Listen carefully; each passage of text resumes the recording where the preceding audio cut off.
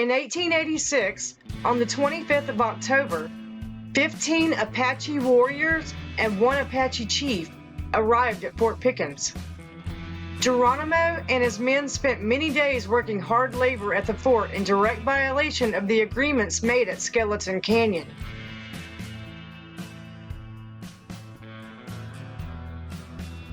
They were hunted down and captured by the U.S. government, brought by train to Pensacola, and locked behind bars. Geronimo, the Apache leader, led his people's defense of their homeland against the military of the United States when the government turned its military strength against the native peoples out west, whose tribes were forced to give up their traditional lands and ways of life for reservations. After 1875, the reservations were steadily being forced smaller as silver miners and settlers moved into the territory, demanding more and more land. The Apaches faced loss of their land as well as their freedom. They distrusted the American government due to broken promises, and as conditions on the reservations got worse, some escaped. Among some of these bands were led by Geronimo, who became a fierce leader after losing his family during a Mexican raid. His actions saved his homeland from America's manifest destiny, which would earn him recognition as the top target of the United States Army. His capture even became a personal mission of the President of the United States, Grover Cleveland.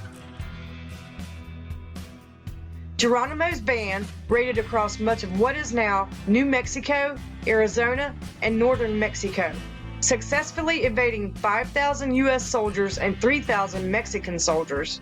During the hunt for Geronimo in the summer of 1886, President Cleveland said, "I hope nothing will be done with Geronimo, which will prevent our treating him as a prisoner of war, if we cannot hang him, which I would much prefer."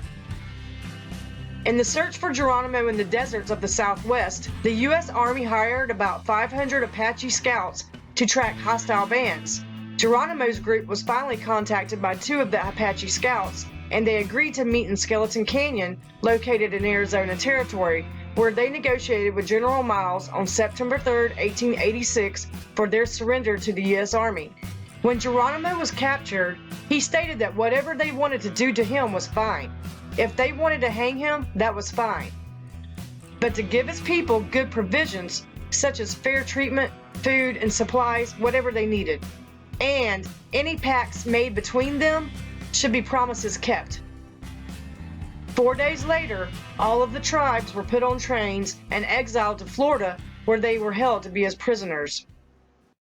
The president ordered them sent to Fort Pickens, stating that they were guilty of the worst crimes known to law, committed under circumstances of great atrocity, and public safety requires them to be removed far from the scene of their depredations and guarded with the strictest vigilance. During the transfer, President Cleveland also gave his army commanders explicit orders. All the hostiles should be very safely kept as prisoners until they can be tried for their crimes or otherwise disposed of, and those to be sent to Florida should be started immediately. What an asshole! It was clear that Cleveland and the U.S. government could care less about the Native Americans or their families and viewed only as hostiles that served no purpose in life. As if that wasn't enough to pour salt into the wound, some of the prominent people of Pensacola wanted to capitalize on Geronimo's fame, and people could come see the famous warrior along with the other Apache captives. The editor of the local newspaper at the time, the Pensacolian, noted Geronimo would be an attraction which will bring here a great many visitors, and stated upon Geronimo's arrival that, "We welcome the nation's distinguished guests and promise to keep them so safely under lock and key," meaning the Native Americans, "that they will forget their hair-raising proclivities and become good Indians." President Asshole Cleveland, I'm sorry. Oh my God. Approved the petition and separated the Apache men from their families, a promise broken.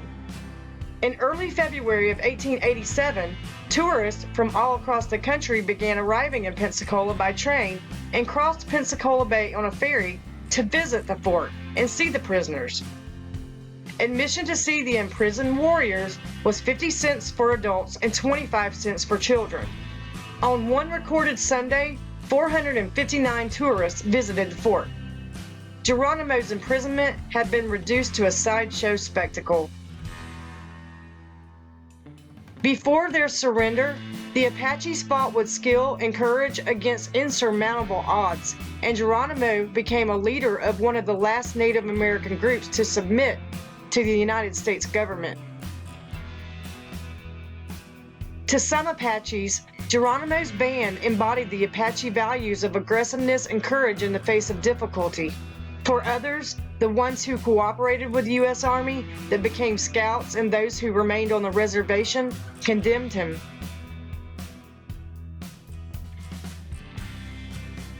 They believed his actions caused harsher treatment on the reservations and what ultimately resulted in their exile. To Arizona settlers, they were just seen as hostiles who only knew to raid and murder. To them, their capture and exile just helped to ease their fears. To many Americans in the East, they were a tourist attraction. To the military, Geronimo was a great fighter who won the respect of many of the soldiers that pursued him.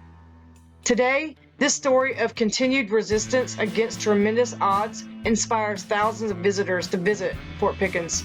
As they discover more about the Apaches and their captivity, they learn the cost of that resistance. The Apaches lost loved ones, their lands, their traditional ways of life, and 27 years of freedom. After that, their population dwindled 95% between the years 1850 to 1914. The few descendants of those who survived are proud to be called Apache.